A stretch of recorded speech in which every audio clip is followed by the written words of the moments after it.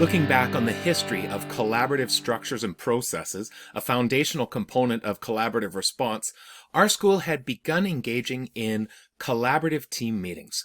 These were meetings that were very student-focused, looked a little bit different than how we had been traditionally talking about students within our school, but were intended to be completely solutions-focused, strengths-based, and action-oriented.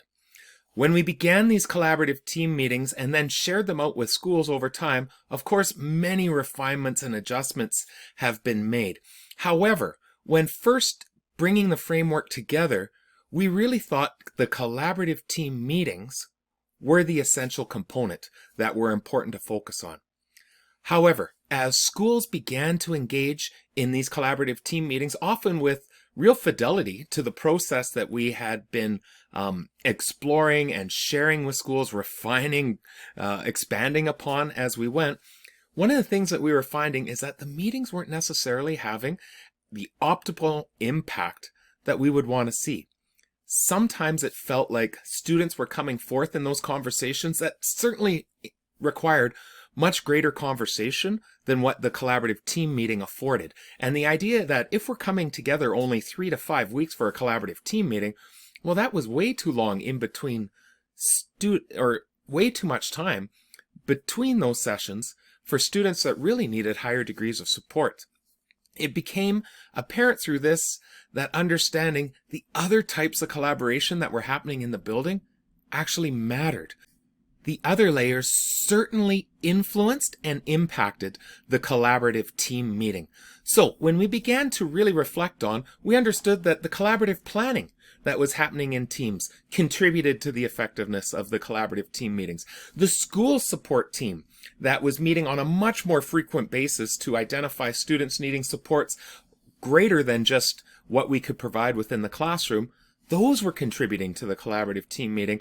And there were many times where we were coming together to talk about one student at a time in case consults or wraparound conversations that also contributed.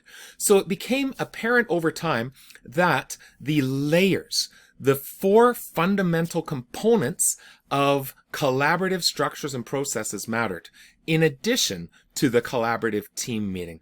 So when you think about the collaborative structures and processes, the collaborative team meeting within it is certainly important and does look very different than how we traditionally address students in conversation, but the other components matter.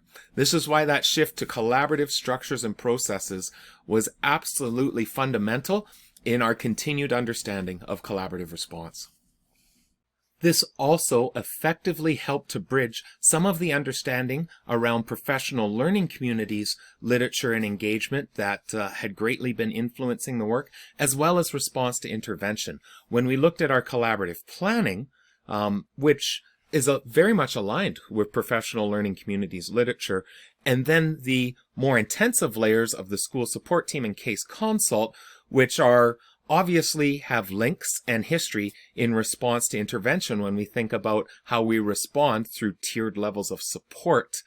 It brought those together and utilized the collaborative team meeting as a really effective bridge between both of those elements. The collaborative structures and processes which involve the collaborative team meeting are absolutely a foundational component, and there's a reason why it's twice as large as the other components. It is critical that the structures and processes be well established and refined over time in order for the data and evidence to properly inform conversations, as well as the continuum of supports to really have impact on what are we going to do next.